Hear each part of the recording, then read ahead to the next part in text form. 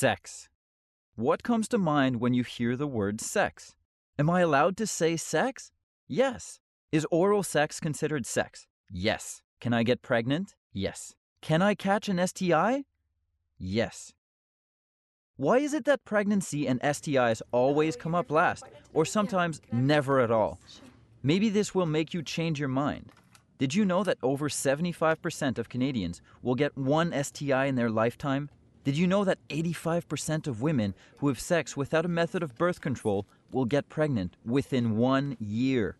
You may be at a point in your life where you're starting to think about your sexuality, and that's okay. This is a normal, natural human process for girls and boys. However, if you're going to be sexually active, or you already are, it's important to be well informed.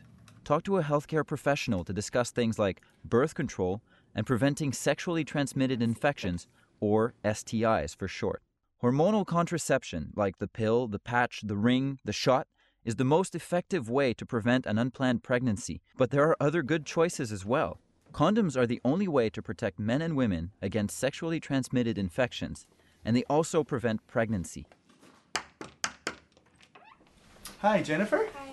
Hi. Hi. My name's Doug Black. How are you? Okay. Nice to meet you. So, Jennifer, I see you here today because you'd like to find a method of birth control. Yeah, I really don't want to get pregnant at this point in my life. Okay, so if remembering to take a pill every day is something that you think you'd be able to do, perhaps the oral contraceptive pill might work for you. Okay. Otherwise, there are other methods of contraception that don't have to be taken as often. For instance, there's the patch. It's worn for 1 week, and then on the 7th day, you replace it with a new patch. You're patch-free on your 4th week. Next, we can offer you the vaginal ring. This is inserted into the vagina and stays there for 3 weeks, releasing hormones. The ring is removed on the 4th week, and then your period comes. There's also the option of having an injectable contraceptive, and that's given every 3 months. Then there's the intrauterine device or intrauterine system, and this is a little T-shaped device that's inserted into the vagina and then into the uterus by a healthcare professional, and it can sit inside the woman's uterus for up to 5 years. You should also give some serious thought, however, to using a dual method of contraception. That is, your partner will use a condom while you use a hormonal method of contraception. The reason for that is it protects you both against a pregnancy, but also against developing a sexually transmitted infection. Wow, there's a lot more to this than I thought. Before we discuss your choice of birth control method, I need to ask you about your medical history and to do some tests. Have you ever tested for sexually transmitted infections or had a pap smear? No, I'm new to both. Since you've been sexually active before, Jennifer, I recommend that we do a pap test and a pelvic exam today. We will also test you for sexually transmitted infections. During a birth control visit or STI test, a health professional may ask you some questions about your sexual experiences. This gives you and your doctor more information to talk about what's right for your lifestyle and medical history. It is normal for these questions to be asked. Are you sexually active right now, or have you been sexually active in the past? This includes oral, vaginal, and anal sex. Do you have sex with men, women, or both? Have you experienced any noticeable symptoms of sexually transmitted infections, such as sores on the genitals, a burning sensation when you pee, or any unusual discharge from the genitals? Have you or any of your partners used injection drugs? When was your last period? When was your last pap test? When was your last STI screening? Thanks for answering these questions. Some of them are pretty personal, but it helps you and I decide what option is right for you. So what are the most common infections in people my age? Well, the most common sexually transmitted infection is HPV. That is the human papilloma virus.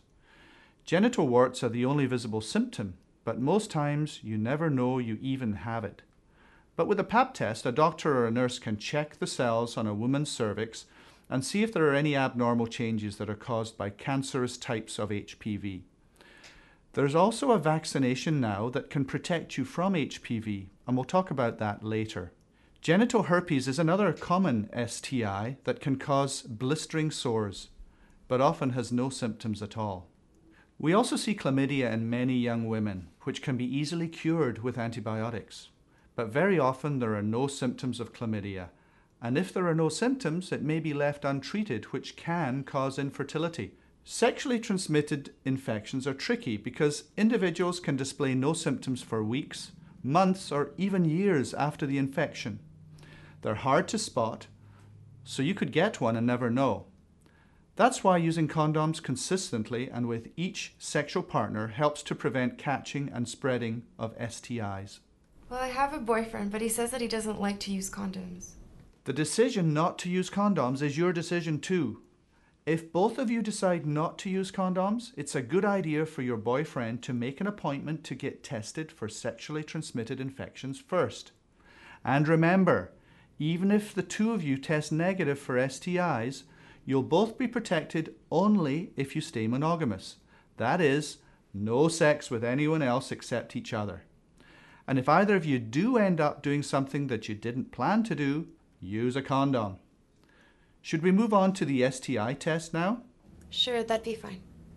So what brings you in here today, Jimmy? Well, I'm in sort of a relationship and my girlfriend's going to start taking the pill or something. And we'd rather not rely on condoms, so we wanted to get checked to make sure we don't have anything going on that we don't know about, like no STIs or whatever. Okay, I see. So you've both been sexually active in the past? Yes, sir. We both were in relationships before we met, and we both had sex before.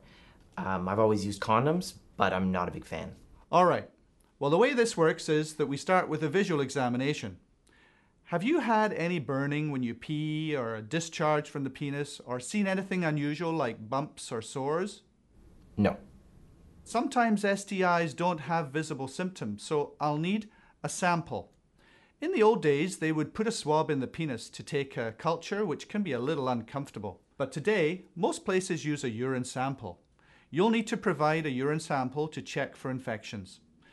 If your last pee was 2 hours ago or more, we can do it right now. If not, then I'll give you a bottle, and tomorrow morning just fill it up and drop it off at the lab downstairs.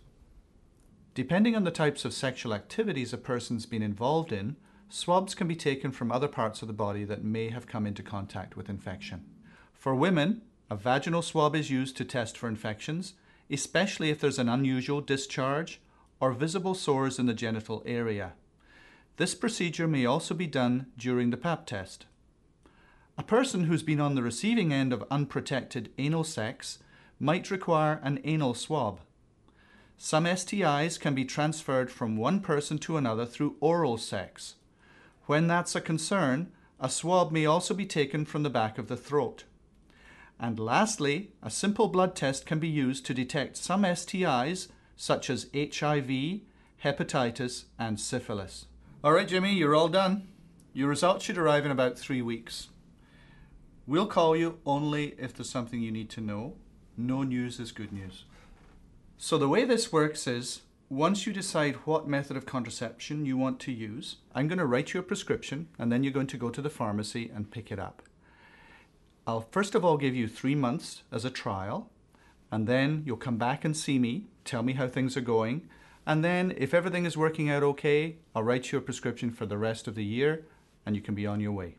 For the injection, or the IUD or the IUS, things work a little differently. If we decide on any of these methods, we'll have to make another appointment. Here's a great tool that can help you understand about these pros and cons of each method. Now, let's choose a contraception method that's right for you. For more resources, information, and videos about sexually transmitted infections, contraception, Pap test, and pelvic exams, visit sexualityandyou.ca or check out our YouTube channel, youtube.com/sexandyou.